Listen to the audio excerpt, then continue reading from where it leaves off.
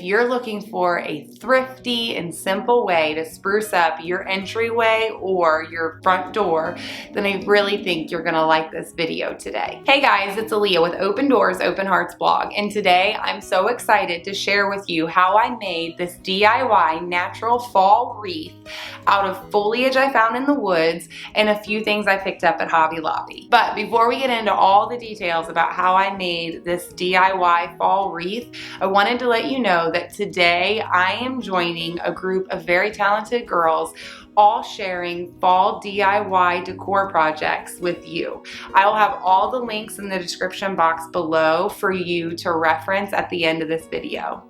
Also, stick around for the end because I am going to share with you the absolute best tip for ribbon if you like to decorate for ribbon in the fall or at Christmas time. Then you are going to want to know how I spent $6 for ribbon that will get me through fall and Christmas, and I'm pretty sure I'm going to have leftover. My original plan was to go outside and forage for everything that I wanted and needed for the project. But that ended up not working out because I went too late. Basically, while everything was drying, it all went to seed because I cut it all too late. So then I went to option 2 and I went to Hobby Lobby during one of their 50% off sale weeks and bought dried florals from Hobby Lobby. While I was at Hobby Lobby, I also picked up some faux leaves. All of the stuff outside was very dark, and that's natural and I like that, but I also wanted to add some contrast to this wreath. So I picked up some faux leaves that were a little bit lighter and a little more neutral to just contrast against the darker leaves. Step number 1 for creating this DIY natural fall wreath is to gather all your supplies. Like I told you before, I wanted to do all forged, but I was not able to do that. I did do some forged. So all of the leaves that are on this wreath are leaves from outside. I went into the woods and I just looked around to see if there were any branches that had leaves still attached to them, and there were plenty. So I gathered up an armful of leaves. In fact, it was so big that the dog saw me walking back in up the side of the house here and had no idea what was going on and just started barking at me like crazy because the bundle of leaves that I had was so big. If you do decide to use dried leaves for a wreath, I do recommend getting more than you think you will need. So after I got it all home, I took my loppers, I went outside and I started cutting the leaves into more manageable sizes. Like I said, they were huge when I first brought them into the driveway. After I had it all cut into more manageable sizes, I brought it all in the house and laid it out just to make sure that I actually liked the color combination together. You'll notice there's a cute little kitty cat up in the corner. She's deceiving you. She looks so cute and like unbecoming. She is plotting to figure out how she can eat all of my dried things. Okay, so now I was ready. I was happy with the way that the colors looked and the way that they played off of each other. I felt like it was really good for the style and the mood of fall that I'm going for this year. So I went ahead and started creating my base or my foundation for this wreath. To create this asymmetrical wreath, I pick a spot that's going to be kind of my center point where I'll build out from in either direction. And that center point, I usually put it at like 7, 8 o'clock, somewhere in that zone is where my center point is. And then from there, I build up about 2/3 of the way, and then I go down 1/3 of the way. And that's how I create the shape of my asymmetrical wreaths. And that's what I did with all of my brown stems. I went up 2/3 with the brown leaves, down 1/3 with the brown leaves. And then after I had a pretty decent foundation, I moved on to the green leaves. So my green leaves are mostly there to add some more earthy tones. The brown leaves did a really good job. I had enough of them. It filled in really nicely. But again, I wanted to have some more pops of color and some more earthy tones. So I found these green ones and I just started putting them in and created kind of a balanced look with the green leaves, but I didn't want them to be like the foundation. I just wanted there to be pops of green.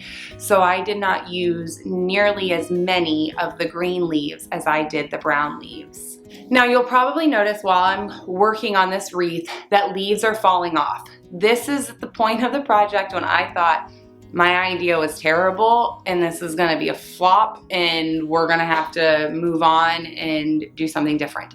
But I pressed on, I kept trying, I didn't quit yet. This is why when I said make sure you get more than you think you're gonna need, because I was definitely losing leaves as I was sliding the stems into the grapevine wreath.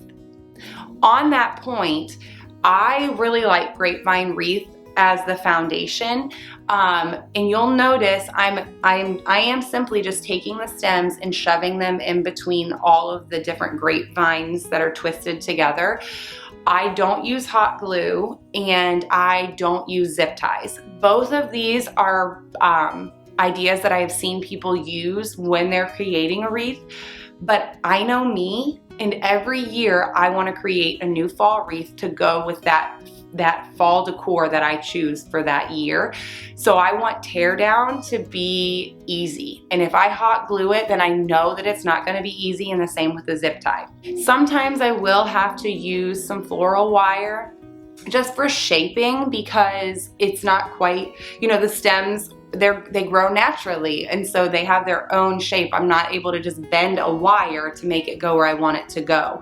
So in that instance, I will pull out a little bit of floral wire that I can just tie around and put it where I want it.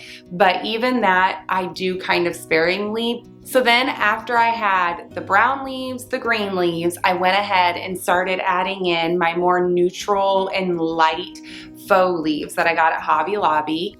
After the foundation was done, that's when I started adding in some of the dried florals. I just started taking small sections of these dried florals and just, again, the same way I've done everything, I just sort of slide them in until they create a balanced look, 2/3, 1/3. So then the last dried floral that I added were these cute little yellow flowers. There was a big bundle of them, and I just went ahead and grabbed those and broke the bundles up into 7 or 8 groups. And I took the floral wire and wrapped it around all of the stems of the small groups and just created a small bundle and took that bundle and started placing it into the wreath to add a pop of color. It goes with that mustard yellow that I decorated the kitchen with.